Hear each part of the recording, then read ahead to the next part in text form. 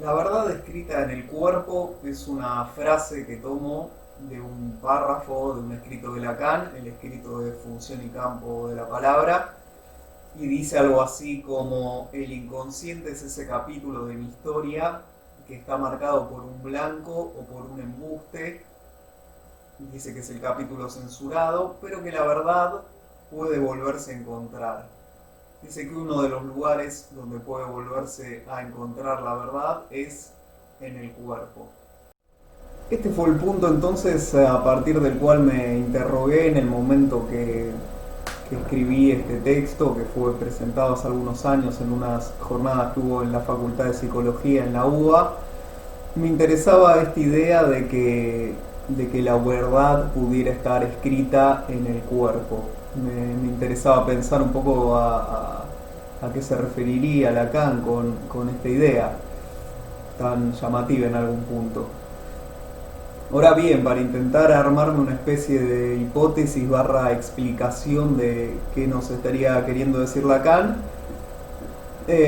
fue necesario hacer o me vi llevado a hacer algún recorrido por unos textos bastante antiguos de Freud. Antiguos me refiero a que eran por ahí de sus primeras publicaciones, incluso algunas serían lo que se considera las publicaciones pre-psicoanalíticas. El primer punto del recorrido empezó por un texto con un nombre larguísimo que voy a tratar de que me salga a decirlo, que es algunas consideraciones con miras a un estudio comparativo de las parálisis motrices orgánicas e histéricas. Este es un texto de Freud de 1890 y pico, 1893, o bueno, algo por ahí, pongámosle, donde sintetizando mucho la idea central a la que llega Freud, algo que tal vez a esta altura ya no nos sorprende tanto, muchísimos menos a quienes estén metidos en el mundo del psicoanálisis, pero que es algo realmente sorprendente, que Freud descubre allí, digamos, este otro cuerpo, este cuerpo recortado por el lenguaje o sometido a las leyes del lenguaje, que no es el mismo cuerpo de la anatomía. Despliego un poquito esto, a ver cómo es la idea. Freud se encontraba a partir de pacientes histéricos que por ahí sufrían algún tipo de parálisis y o de dolor en alguna extremidad de su cuerpo. Bueno, se encontraba con que, por ejemplo, alguien tenía paralizado un brazo, pero que lo que tenía paralizado era la idea, la representación vulgar de lo que es un brazo, la idea vulgar que todos tenemos, de decir, bueno, el brazo va más o menos desde acá hasta acá, que no se corresponde punto por punto con la definición más a nivel anatómico de qué sería un brazo. Es decir, Freud dice, bueno, si estuviera dañado algo a nivel anatómico, esta persona, aparte de no poder mover lo que considera su brazo, también estaría impedida de hacer otros movimientos. Sin embargo, se encontraba Freud con que dice, bueno, hay otros movimientos que, de acuerdo a la anatomía, por la problemática que presenta esta persona, no podría hacerlos, sin embargo los hace, y a partir de allí, y este era el primer punto de este trabajo que escribí en su momento, a partir de allí, decía, Freud descubre que está esta otra dimensión del cuerpo, o este otro cuerpo que ya no responde a la anatomía, sino que responde, como dije hace un rato, a las leyes del lenguaje. Luego, en un segundo momento, a partir de este primer punto, me vi llevado a releer el historial de Elizabeth Bonerre, este historial que Freud incluye en los estudios sobre la histeria. No es la idea acá en absoluto contar todo el historial con lujo de detalles, ni mucho menos, sino centrarme en aquellas partes, en aquellos puntos que son importantes a los fines de lo que intento contar y transmitir acá, que es que Elizabeth llega a la consulta por unos dolores muy fuertes que sufría en las piernas, no había encontrado explicación médica que le quitara este padecimiento, por ende termina llegando al consultorio de Freud. A ver, había varias cuestiones de su historia personal que se vinculaban con este dolor en las piernas. Yo acá resalto una, que es todo el tema a ver, esta mujer Elizabeth tenía una hermana que había fallecido hacía no mucho tiempo atrás. Esa hermana estaba casada y con hijos, a diferencia de Elizabeth, que ni estaba casada ni tenía hijos. Y el viudo de esta hermana que falleció, bueno, seguía vivo, por supuesto, y seguía en contacto con Elizabeth y con la familia de Elizabeth. En un determinado momento, paseando con este cuñado, bueno, Elizabeth advierte o se ve, le cae la ficha, digámoslo, de que estaba enamorada o se sentía atraída al menos hacia este hombre. Piensa en algún momento en la posibilidad de avanzar en eso que siente hacia esta persona, pero rápidamente como que un pensamiento se le atraviesa en su cabeza que decía algo así como: no puedo avanzar un paso más en esta relación. Bueno,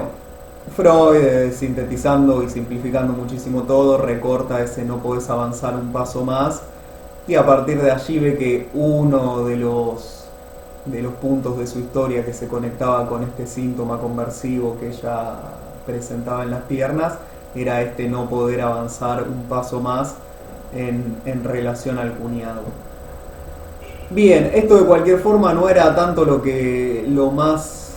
significativo que quería contar de este historial, sino que lo necesitaba para poder contar lo que voy a mencionar ahora, que es que Freud dice en el historial cómo de a poco la pierna dolorida de Elizabeth empieza como a entrometerse y a dialogar, casi llega a decir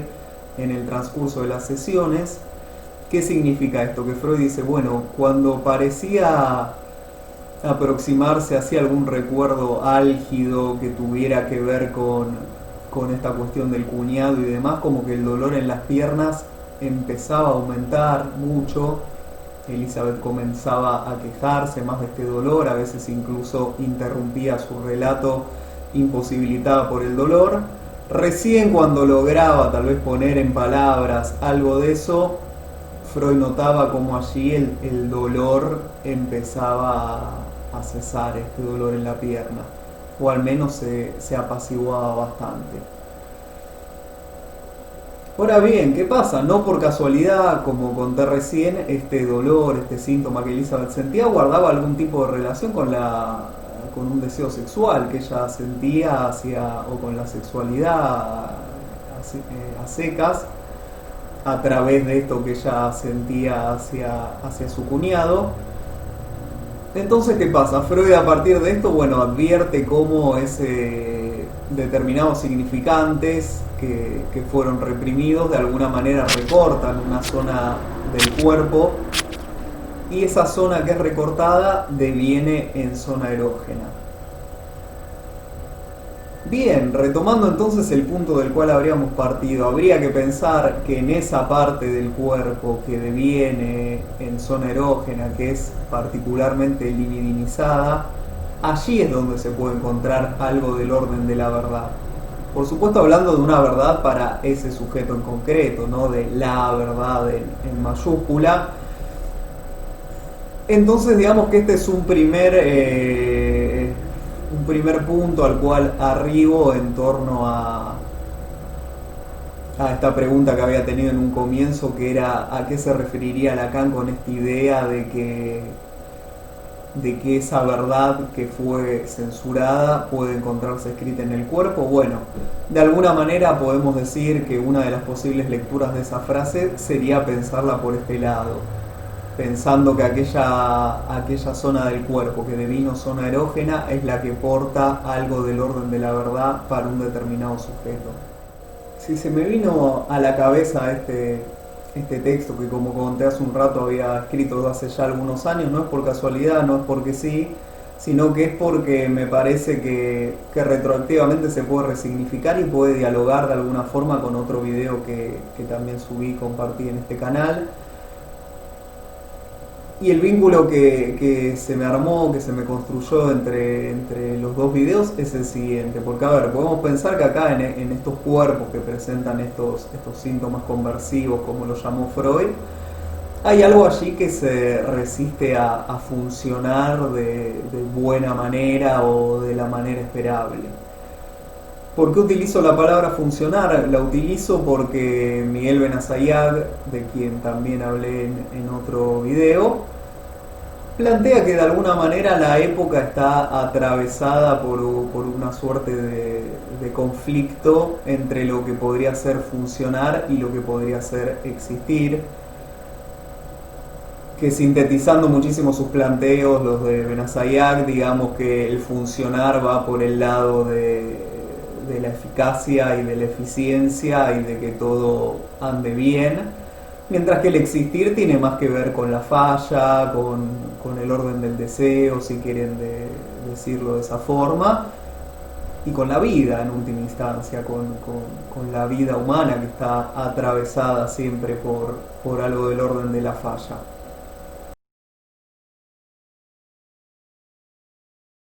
A partir de encontrar esa conexión, entonces se me ocurrieron básicamente dos ideas. En primer lugar, me pareció algo interesante como para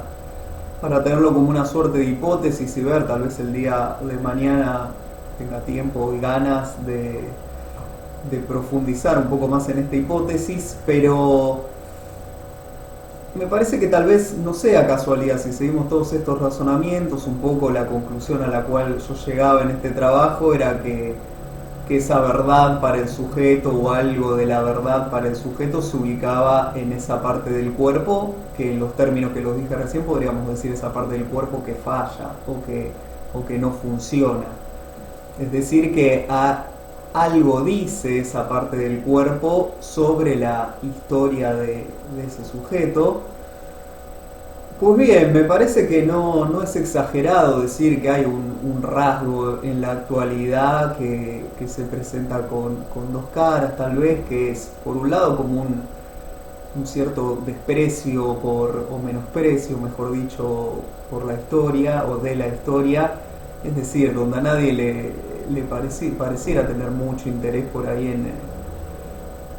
en historizar un poco, en ver de dónde vienen ciertas ideas, en ver en qué momento surgieron ciertos fenómenos, en ver qué camino ha atravesado, por ejemplo, un país para llegar a donde está,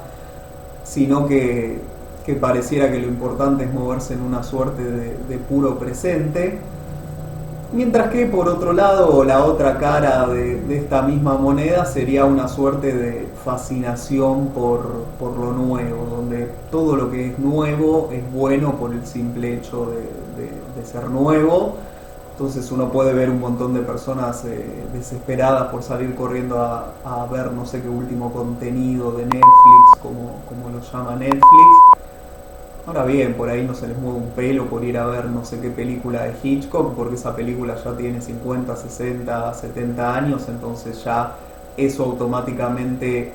la vuelve peor y vuelve mejor al último contenido de Netflix, cuando no hay dudas que cualquier persona que sepa sobre cine podría dar argumentos muy sólidos y muy rápidamente para justificar por qué es mejor la de Hitchcock que el último contenido de Netflix, independientemente de que después, bueno, a cada uno le puede gustar más una o la otra. O por ejemplo con los celulares, ahora en el momento de grabar este video creo que salió hace no mucho un iPhone, se llama, no sé, no tengo idea, pero la gran novedad que trae es que tiene 3 cámaras en vez de una o dos o no sé cuántas que solían tener los celulares hasta que saliera este. Uno también se encuentra con gente por ahí desesperada por tener ese teléfono por el hecho de que tiene 3 cámaras, cuando después uno ve que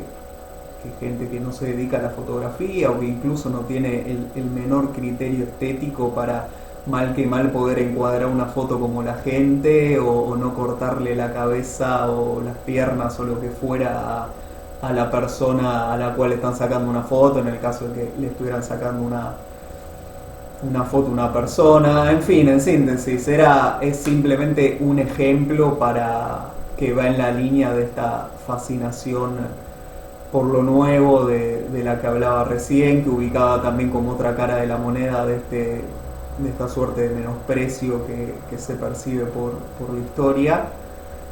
Por supuesto estoy hablando en términos de generalizaciones, habrá gente que no entrará en esta fascinación por lo nuevo ni en este menosprecio por la historia, estoy simplemente señalando un rasgo que se puede ver bastante o ideas que suelen circular hoy en día en la actualidad. Y el otro punto al cual quería llegar, y el último ya de este video, es que Miguel Benazayac, cuando se mete a pensar y a reflexionar y a discutir con estos tecnócratas, creo que lo llama él, o esta gente que está así total y absolutamente fascinada por el progreso tecnológico y convencidos de que ese progreso nos salvará de enfermedades y de un montón de catástrofes y de peligros que nos acechan. Miguel Benazayac hace una lectura allí, una suerte de interpretación que él dice, bueno, en estas pretensiones o estos delirios, lo llama él transhumanistas, que básicamente se refiere a cierta gente que promete que bueno, el día de mañana gracias a la tecnología podremos reemplazar las distintas partes del cuerpo que no funcionen bien por prótesis tecnológicas que sí funcionen bien y que entonces hagan que la gente viva 400 años o no sé cuántos cientos de años. O dicen, bueno, el día de mañana cuando comprendamos bien el cerebro podremos como almacenar toda esa información en algún otro lado y a partir de allí podremos poner esa información en algún aparato o en algún artefacto técnico y de alguna manera como que replicaríamos a la persona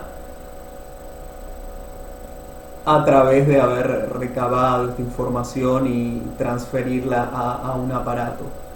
Bueno, ¿qué dice Benazayac a partir de esto, aparte de decirles que deliran? Él dice que en el fondo lo que se puede escuchar ahí es un rechazo o un odio, a veces dice también, al cuerpo, es decir, al hecho de tener un cuerpo. Él ubica algo allí que genera rechazo en quienes plantean estas teorías. Y entonces esta idea me hizo pensar un poco si no habrá algo de ese orden también en ciertas ideas que nos plantean actualmente donde pareciera ser que lo único que importa a la hora de definirse a uno mismo es la autopercepción que uno tiene y donde la anatomía parece perder total y absolutamente todo valor. Por supuesto que sería exagerado, que no estaríamos de acuerdo en pensar que la anatomía tiene 100% del valor y que tener un genital u otro define ya 100% o total y absolutamente, o que basta para que uno sea hombre o mujer. Pero habría que pensar si no es tal vez caer en la otra cara de la misma moneda el pensar que esa cuestión anatómica no tiene absolutamente ninguna importancia.